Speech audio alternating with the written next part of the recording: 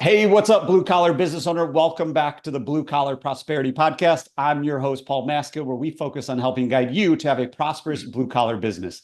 Today, we have with us Kent Boll. Kent is a nationally known sales and business coach serving the home service industry. He started his first electrical company in 2005, and within a year, he was doing $100,000 a year. Today, he operates a home service company with revenues over $20 million per year, doing electrical, HVAC, and plumbing. So that is Kent Boll. Welcome, Kent. Thank you so much for being here. What's going on today?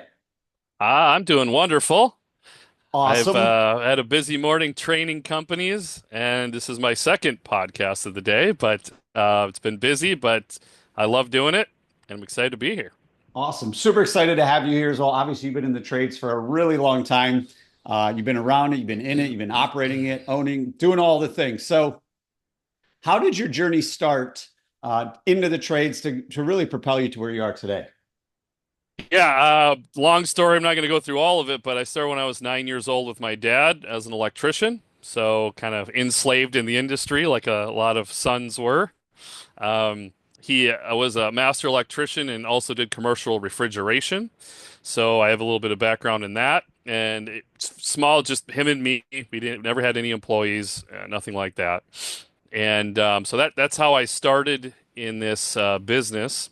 And then in 2005, he came to me and said, "Hey, I don't want to do the electrical anymore. Why don't you do the electrical and I'll just do the refrigeration?" At 23 years old, I got my master's license and I started my business. I did get a little bit from him, but again, we were very small. Most of the electrical work was from his refrigeration customers, so it wasn't like we were doing that full time. So I basically had to start a brand new business from scratch. I had a few, customers here and there, but basically it was from scratch. And I really got in big with new homes at the time. This was 2005, 2006, housing boom. And then in 2008, 2009 was the Great Recession, as they called it. And all my builders either went out of business or dried up of work or both. And at that time, I found what was called Electrician Success International, ESI for short, which was owned by Success Group, which is now called Certain Path today. And back then, they were also there was a franchise side and a non-franchise side. So the franchise side was names you guys all probably know: Mr. Sparky, 1 Hour Heating and Air Conditioning, and Benjamin Franklin Plumbing. That was the franchise side, and then they had the non-franchise side, which was ESI, PSI, and Airtime 500. And so obviously, I joined the electrical side because I was an electrical. And I went to one of their what they call a profit day, and they started telling me everything they did, and I was like I was built for this, man. Like this is for me. I was built for this. I signed up right there on the spot. In electrical, this was very new at the time. Like strictly home service back in 2008 was kind of unheard of. Like most electrical companies did a little service, they did some new construction, they did commercial, they did residential, but there were very, very few 100% residential electrical companies at the time. And at the time, no HVAC or plumbing company carried electrical like a lot of them do today. And so in my Minneapolis St. Paul market, I was one of two companies that did electrical residential service, you know, strictly. And the other company was also a member of ESI that was in our area.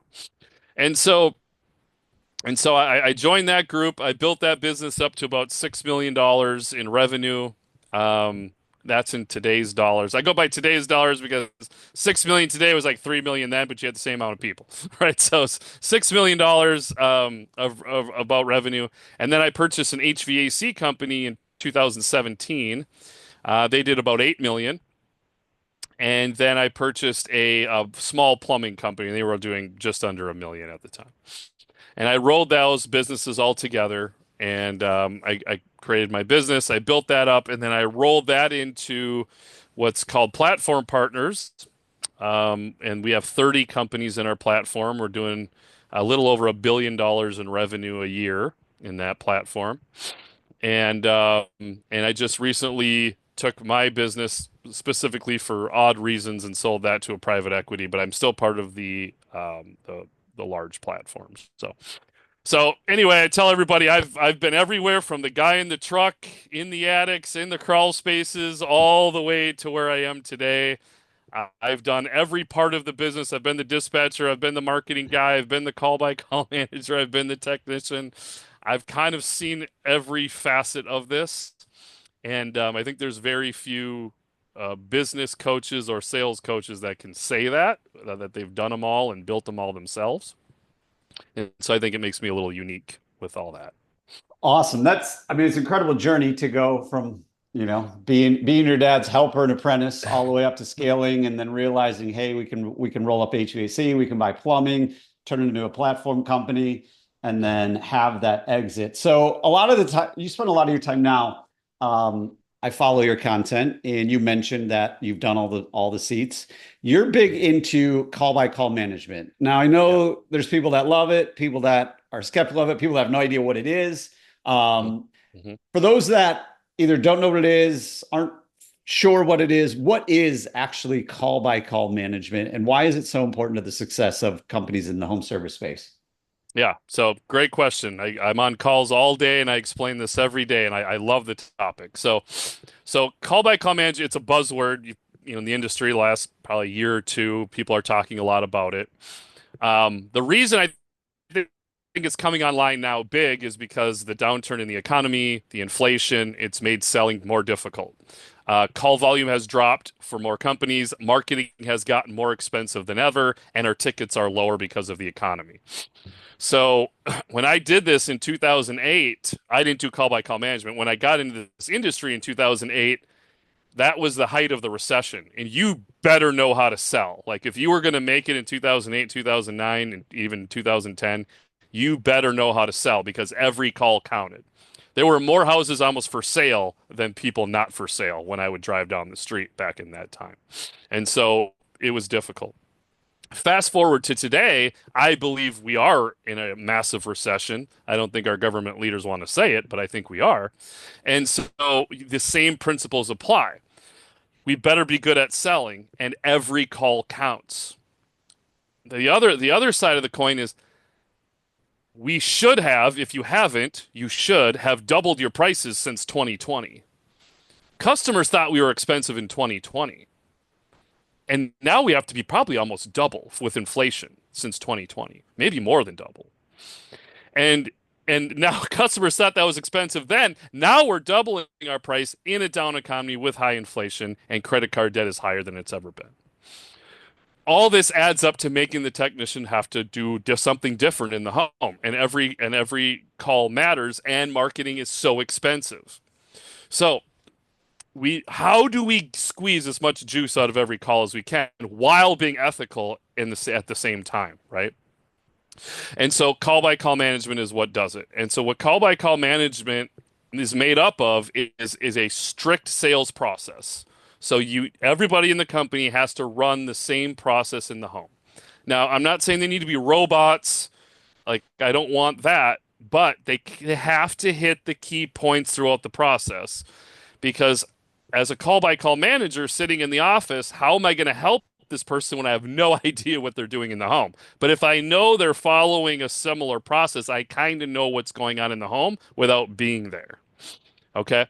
So strict sales process.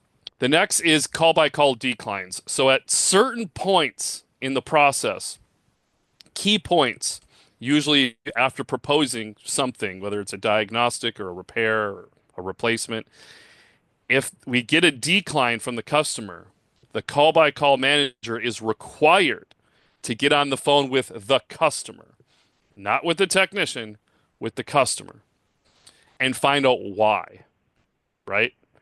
Because again, marketing is so expensive and every call matters. We can't just let technicians be like, okay, well, call us back if you change your mind and get up and leave the house, which happens 99% of the time.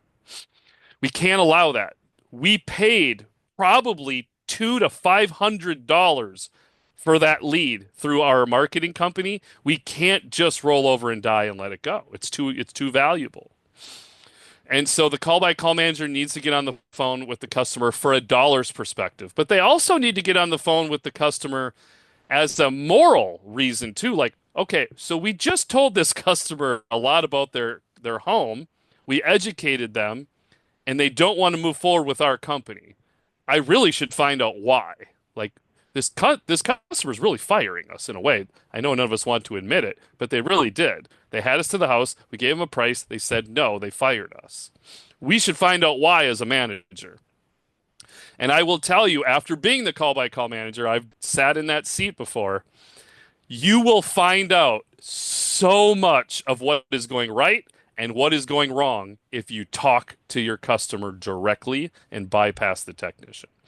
The customer will tell you exactly what's going on. And they might have a good reason, or they might just need a little more explanation of why this is to push them over the finish line. And the call by call manager is not getting on the phone as a salesperson. This is a misconception, at least in my model. They're getting on as a concerned manager. I am concerned of what the technician is finding, and I'm not understanding why you don't want to move forward with us today. That's more of the call. It's not this great salesperson that's going to sell a bunch of stuff. That's not what it is. Okay, so that's the customer getting on the phone. Okay, then we have what's called remote ride-alongs, and which is a fancy term for using different softwares. And you can use Slack, you can use WhatsApp, you can use Microsoft Teams, you can even use text messaging if you're a smaller business. But the point is I need to know, as the call-by-call manager sitting in the office, I need to know what's happening in the home. So I need to know, like in electrical, I need to know when you got there, right? I need to know you're there. I need to know the brand of the panel, the age of the panel, the type of wiring in the house, maybe the year the home was built. I need to know your voltage drop calculations. I need to know different things in the home. In HVAC, I need to know the age of the equipment, the brand, temp rise, maximum external static pressure, maximum external static pressure nameplate rating. Like, I need to know that information. Plumbing, I need to know the water quality, grains of hardness, grains of chlorine, water pressure. I need to know if there's any gas leaks in the home. These are our vitals. I need to know this information. And that all comes at me. I don't have to go hunt for it as the call-by-call manager. It's all coming at me. So by it coming at me, I'm not clicking around. So a lot of people will be like, well, why can't I just look in Service Titan or whatever CRM you're on? And the fact is, because you have to go hunt for it. If you have 5 technicians in the field, you're going to be clicking around all day long. Your fingers are going to get sore, right? The information has to come at you. And so you know when you can get on the phone with that customer, right? We're monitoring every call. We're remotely riding along with every technician on every call to hopefully win every single day. And then the fourth piece is the optional AI products like Rilla or CXC to really listen to everything going on in the call, transcribe it, and it helps us know that, you know, the technician is doing all the things I can't see in the remote ride along, right? So in a mature model, it's all of that is call by call management. That's awesome. And I know a lot of people are probably like, holy cow, that's a lot, right? Like, that's a lot. And that's exactly why people hire me, because it is a lot. So I train your technicians over Zoom or in person or in both on how to implement the sales process. I train your call-by-call managers. I train the owners. I help you get set up with the remote ride-alongs, and I have great relationships with some AI technology to help you get that implemented if you want it. And by the way, you don't need those. Please don't go out and spend $3,000, $4,000 a month with Rilla if you don't have this other stuff in place. It's just going to be a waste of money, in my opinion. Yeah, no, this is super interesting, Ken, and I appreciate you really getting in the details and giving everybody a ton of actionable advice. And totally agree. Every call counts, every call matters, every lead that we're working so hard for, we need to maximize it. And if we leave that house with a 0, we also did a disservice to the customer, because the customer called with a problem and they're leaving, we're leaving, and they still have the same problem. So now they're frustrated. They just spent 90 minutes with a technician, and now they got to go call somebody else. So a lot of times, we as owners, we as technicians, just like, oh, well, whatever, on to the next one, because 2020, 2021, 2022, we could go on to the next one. because the board was full. We didn't have enough people, and people would pay whatever because they're taking money out of their house, and interest rates were low, and Right. all the things that everybody knows. So Right. curious. One, I love the idea of using something like Slack where the information's coming to you, even if you're not going to go full blown call by call management. Mhm.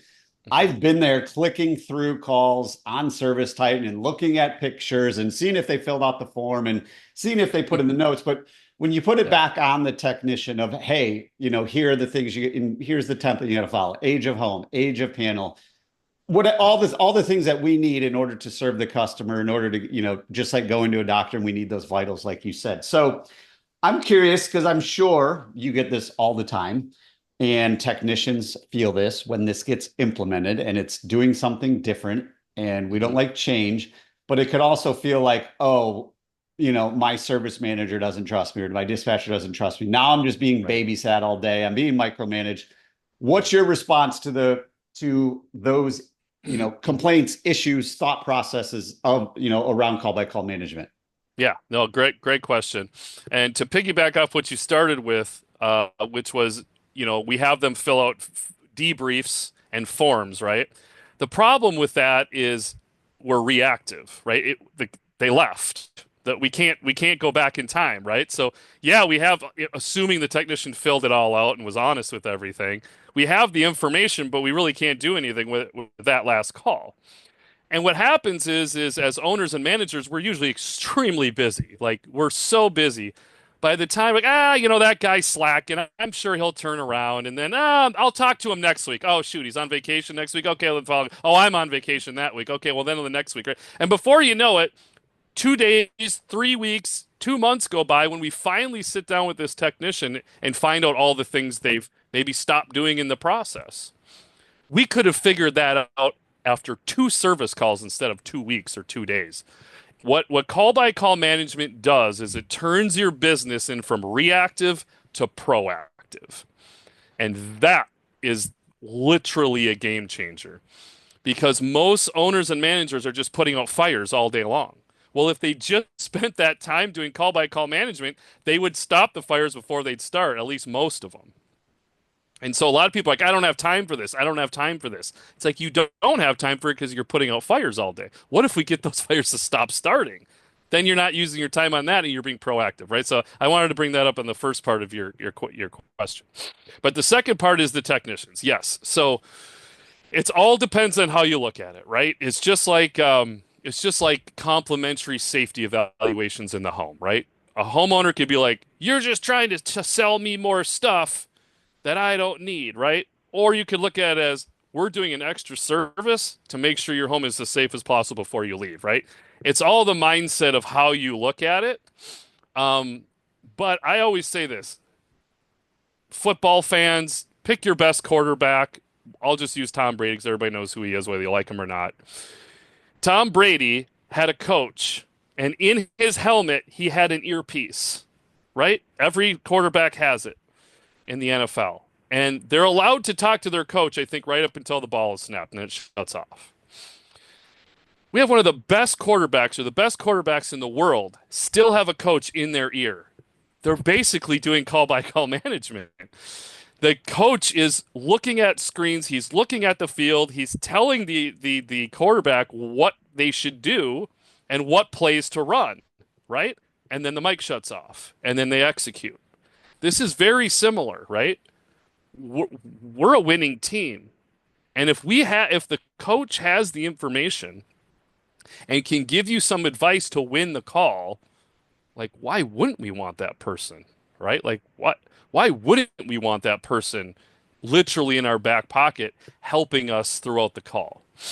On top of that, a lot of companies are paying commissions, spiffs, whatever it is, and at my company, we don't take any spiff or commission away from the technician if the call by call manager closes the deal. Well, hell, I just got a buddy in my back pocket to help me close deals for me to make more money, and it's not costing me anything. Like, why wouldn't you want that, right? And here's the last thing I'll say about it. Usually, and I mean usually, the technicians that complain the most about it, are the ones already not following the process because they want to do what they want to do. And they're usually, not always, but usually not the higher producing technicians anyway.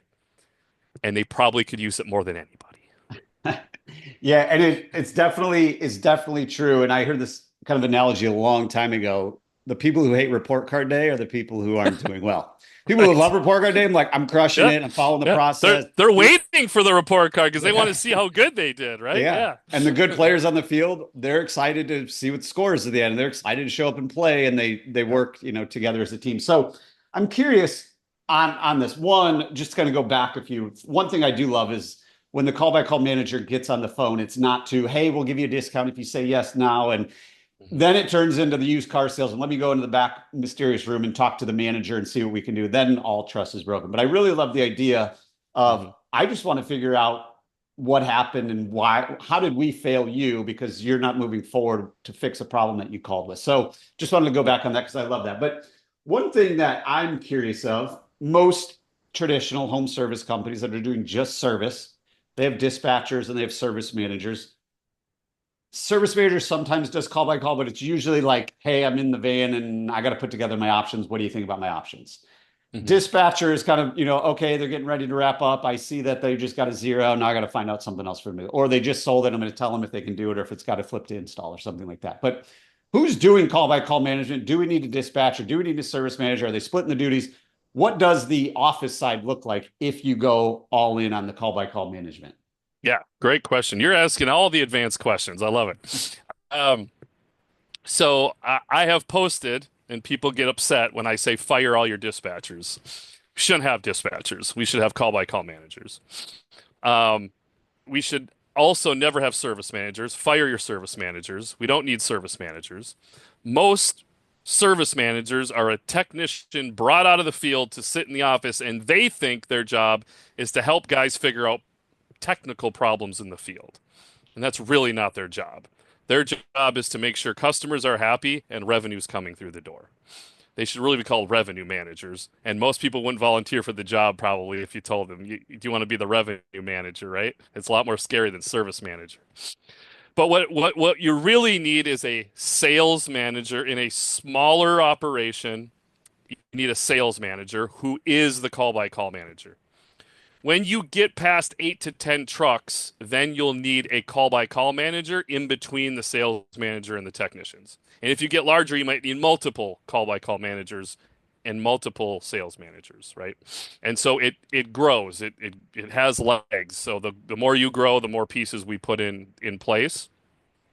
But really what it is the sales manager is there to help close the major repair or replacement deals. They are more getting on the phone to sell. The call by call manager is really there to police the process.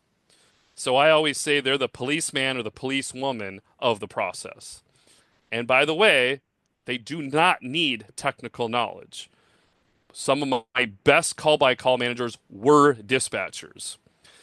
What I like about good dispatchers is that they're very strategic. They know how to play chess. They know how to move their pieces throughout the day to get all their guys to the right calls and to move the board around, and they strategize. That's why I love dispatchers. And that's the exact same mindset you need for call by call management. You need the strategy mindset. So I usually hired really good dispatchers and trained them to be call by call managers. Because with my sales process, they only need 4 or 5 vitals, right? Like in HVAC, we'll just take for instance. Well, I shouldn't say most, all air handlers and all furnaces have a maximum static pressure rating right on it. And so if they take a picture of that and then they take a picture of their manometer or magnehelic and it's higher than this number, I don't need to be an HVAC technician to know that's bad, right? And I'm staring down the barrel of a major repair or replacement opportunity. All I got to do is teach a dispatcher that here's the label, and if it's anything above that, it's a major repair or replacement opportunity, right? So they don't have to be a former technician. They don't have to have technical knowledge. Um, but the sales process have to be built where they post their vitals. So I explain this like going to the doctor, right? Every time you go to the doctor, they check your height, your weight, your blood pressure. Every time, doesn't matter what clinic, what hospital you go to, anywhere in America, they do the exact same things, which is pretty incredible when you think about it. We should be the same thing. When we go there, we're checking the vitals of the system. And then if the levels are elevated, like the doctor, they're going to send you to a specialist. And the specialist is going to run more tests. Well, we do the same thing. We have a specialist come out and they're going to run more tests, or what we call diagnostics. And we charge for those diagnostics. We charge $500 to $1,500 to be able to tell the customer why the vitals are failing, and then we can move forward with a major repair or replacement price. Now, the original person may not be the best person for that. Maybe that person doesn't like to sell large tickets. Maybe that person's not good at selling large tickets. Maybe that person doesn't have enough knowledge to figure out what the customer needs. So the call-by-call manager we stop the process at a certain point for them to be like, okay, we sold the diagnostic. I'm going to bring Frank out because Jimmy, I need you to go to a different call, right? And so they have that strategic ability in there on a turnover model. Or maybe the person on site does have all the knowledge and everything, and then they're going to flip that lead to the same person, but they're running two different processes.